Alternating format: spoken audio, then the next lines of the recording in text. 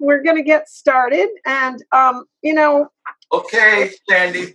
oh, there she There is. she is. Hi, good to see you. I've been missing you. I need my Chloe dose here. So I'm so glad. Yeah. Looks like you're getting taller and everything too. Oh, she's getting to be a big girl. Yeah, yeah. Well, boys and girls, last week I wanted to talk to you about leaves because I'm from New England and I miss fall. So I still can't get it out of my system. So this week. 1 minute. Okay. I have paper around here with a whole bunch of leaves on it. Oh, okay. Well, this week I painted a pumpkin. Ooh, wow. And I thought you guys might be interested in knowing a little bit about pumpkins. So I started researching about pumpkins. So first of all, do you think that you can find pumpkins in a lot of places around the world? No, not really, I think. Every continent except Antarctica. Every continent. All over the world. And they are a winter squash, but the name for pumpkin means big melon. Oh, okay. And usually they weigh between 6 and 18 pounds, but guess what the biggest one weighed that they ever found? Any guesses? 1 ton. Yeah, and their orange color is that same orange that makes the leaves orange and that makes the carrots orange. See if I can say it. Carotenoid, like carrot. And they're full of vitamin A. They got all kind of vitamins in them. Around the world, there's 27 million tons of pumpkin produced. And most of it, anybody want to guess the two countries that have the most pumpkin products coming out of them? Yes, Chloe. I don't know because I think it might be Florida, but I'm thinking since New York has I've seen a lot of pumpkins in New York, so yeah, they do need the frost a little bit. Well, around the world, half of the pumpkin products come from China and India. I was very surprised to hear that. And next comes Russia, the Ukraine, and the U.S. And the state, you didn't get the state right. There's another state in the U.S. where 95% of the pumpkins come from this state. Any of the grown-ups want to guess? I wouldn't have guessed it. Illinois, surprisingly enough. Oh. Yeah. Now, when you eat a pumpkins are 92% water. When you eat them, you get a lot of vitamin A and vitamin C. Now, I thought you might be interested to know the different recipes, different people around the world, what they use them for. So I like this one. In, let's see here. In India, they mix it up with butter, sugar, and spices, and they make something called Kadu Ka Halwa. Now, what about this one? In Mexico, they take the flowers and they batter the flowers and fry them. And in Africa, they boil the flowers and they cook them up with a nut paste. But no, here's the one I like the best. Thailand. They take the little pumpkins, they hollow them out, and they put a custard inside and steam them. I want to see that. Yes, Chloe, go right ahead. One of my classmates from school is actually from Thailand. Oh, well, ask her to take, if they do it, you take a little pumpkin. Yeah, I would like to taste that. Put the custard inside. Oh my goodness, that sounds good. Some people like to make a soup, of course, pumpkin pie. People boil them, mash them, roast them. When we were kids, we would eat the pumpkin seeds as a snack, and that's full of vitamins, protein, copper. She are talking about is not a she. It's a he. Oh, it's a he. Okay, so ask him if they do that. Hollow out the pumpkin, put a custard inside. Yeah. And do you know if your dog or cat has some kind of digestive problems, then you open a can of pumpkin and give it to the dog or cat, and that helps the dog or cat. So God put a lot of vitamins in that pumpkin. There's so many things around in our world that he made special for us. So how about it? Shall we draw the pumpkin? You guys ready? And we're not just going to make a circle with a stick on it. So you got to follow me now. Let me share my screen. And All right, whiteboard, share.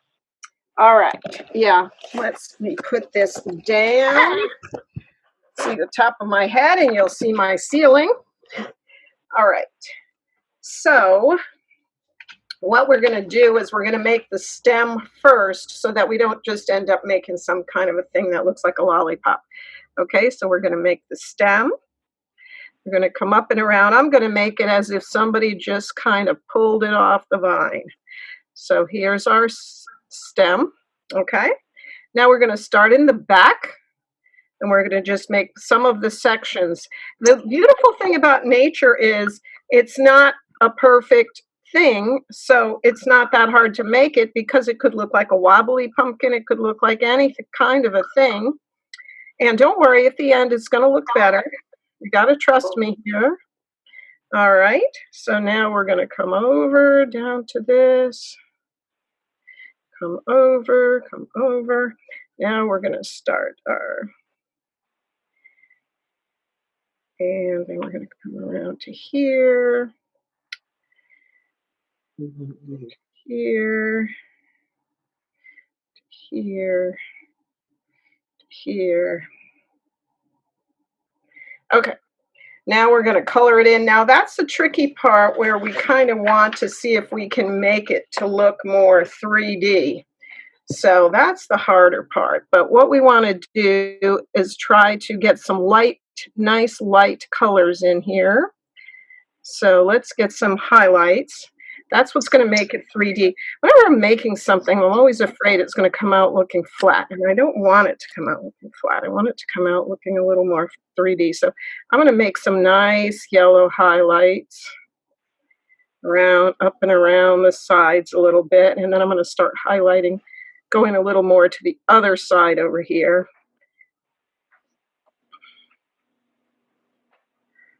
Put a little highlight over here, maybe put something back in here. Then you have to put your darker colors. So I'm even going to put a little bit of red. I'm going to put some down here. Put some over here. Let's see. A little bit of red in here. And for more colors, it helps. Actually, when I was practicing, I think mine was coming out better, but that's okay. Okay, I'm going to put a little bit right here. Okay, now I'm going to put the orange and I'm going to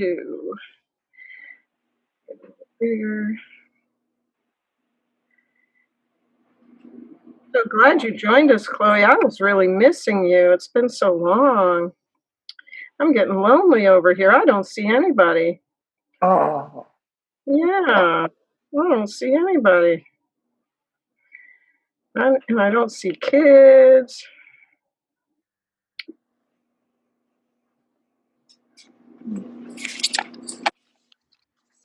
Okay. I think this is starting to look a little bit. I actually was doing some painting, some other painting of some gourds, and I was very happy the way they're coming out. All right. Just a little bit.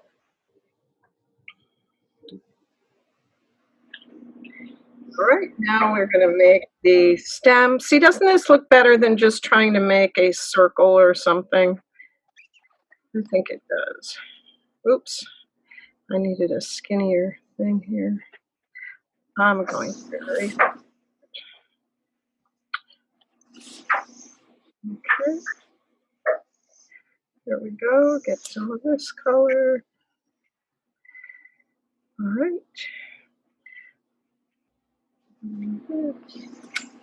Almost done. I'm going to probably get Mr. David back at some point to come and tell us a little more about birds. All right. A little bit of that there. Oh, we got to make a little shadow too. That doesn't look too bad now, does it? All righty.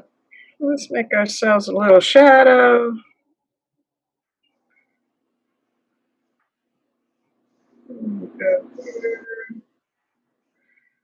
And I think we're about done. How about that? What do you say? Wait, let me make this a bigger. I know why I'm not.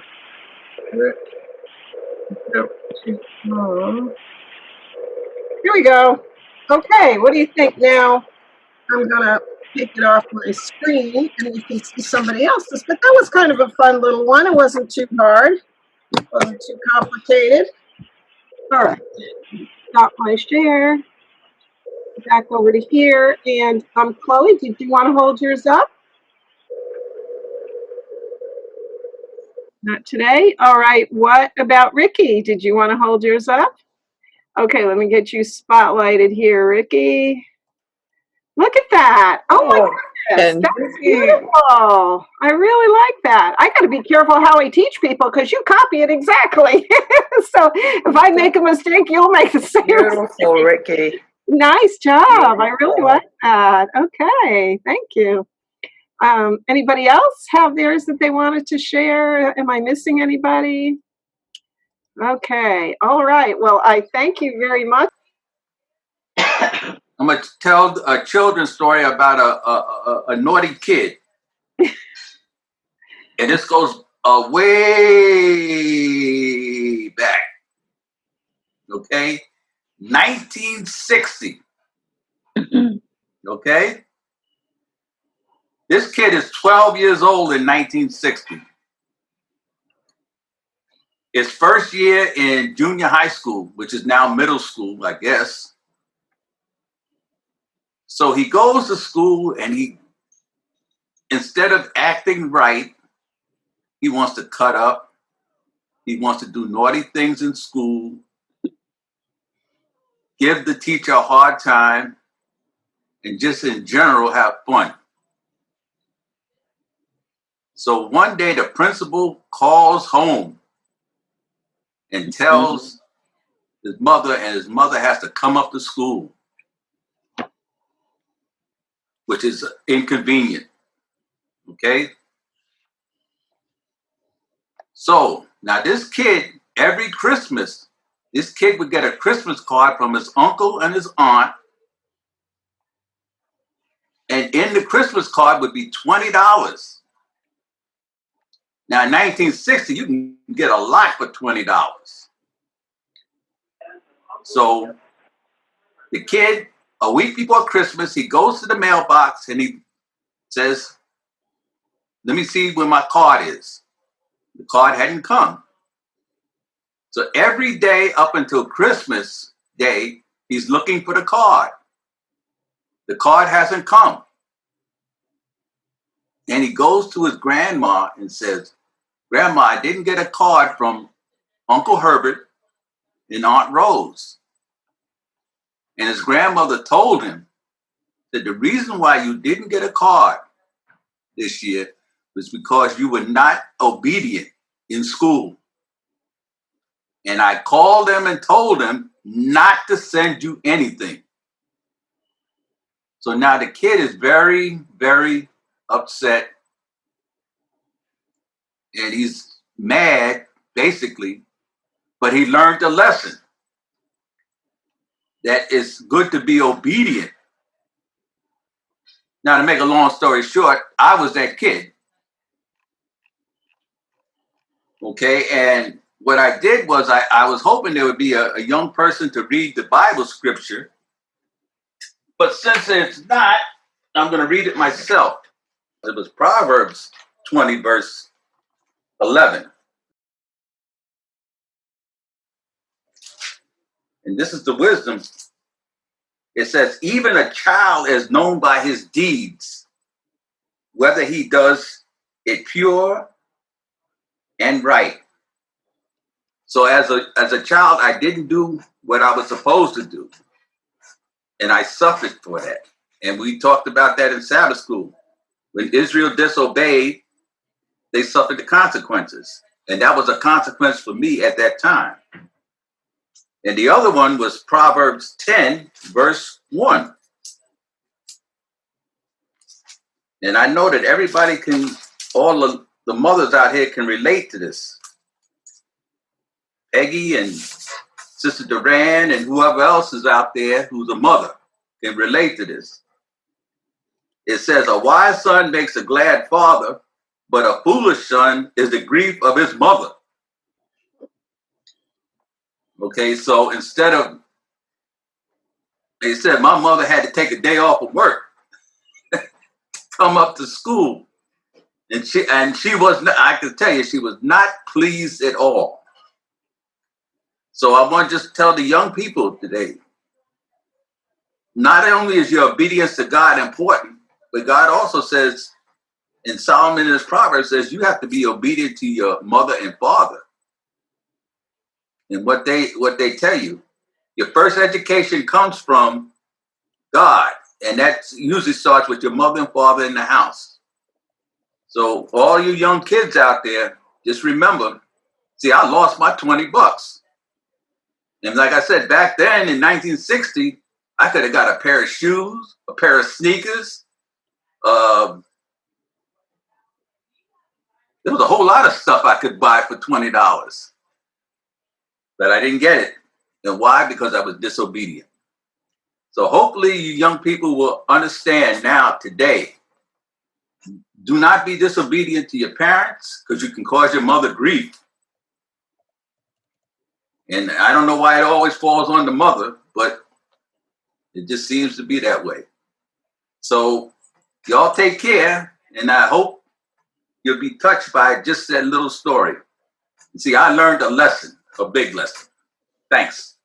Thank you so much. And let's hope you're going to spare a lot of families some grief. We appreciate